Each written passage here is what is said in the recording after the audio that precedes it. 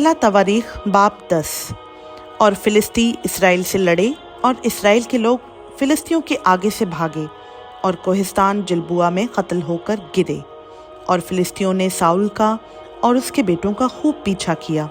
और फिलिस्तियों ने यूनतन और अबीनदाब और मलिक्योशवा को जो साउल के बेटे थे कत्ल किया। और साउल पर जंग दोबर हो गई और तीर अंदाजों ने उसे जा लिया और वो तीर अंदाजों के सबब से परेशान था। तब साउल ने अपने सिलाबरदार से कहा, अपनी तलवार खींच और उससे मुझे छेद दे, ता ना हो कि ये नामख्तून आकर मेरी बेहुरमती करें। पर उसके सिलाबरदार ने ना माना, क्योंकि वो बहुत डर गया। तब साउल ने अपनी तलवार ली और उस पर गिरा। जब उसके सिलाबरदार ने देखा कि साउल मर गया, तो वो भी तलवार पर गिरा और मर गया। बस साउल मर गया और उसके तीनों बेटे भी और उसका सारा ख़ानदान यकलख्त मर मिटा। जब सब इस्राएली लोगों ने जो वादी में थे देखा कि लोग भाग निकले और साउल और उसके बेटे मर गए, तो वो अपने शहरों को छोड़कर भाग गए और फिलिस्ती आकर उनमें बसे।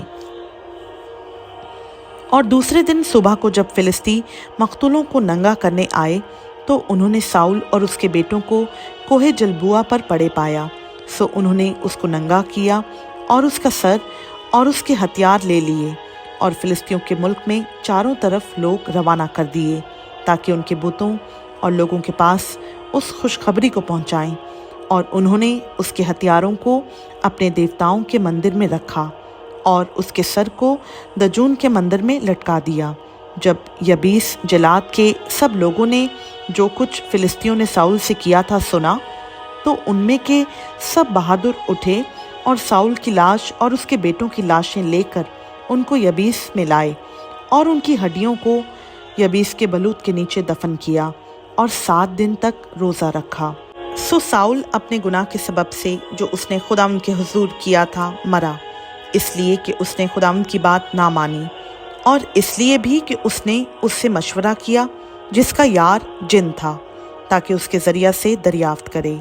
और उसने खुदावंद से दरियाफ्त ना किया, सो उसने उसको मार डाला और सल्तनत यसी के बेटे दाऊद की तरफ मुंतकिल कर दी। खुदावंद का पाक कलाम का पढ़ा, सुना, समझा और कबूल किया जाना हम सबों के लिए बाइस से बरकत हो। आमीन।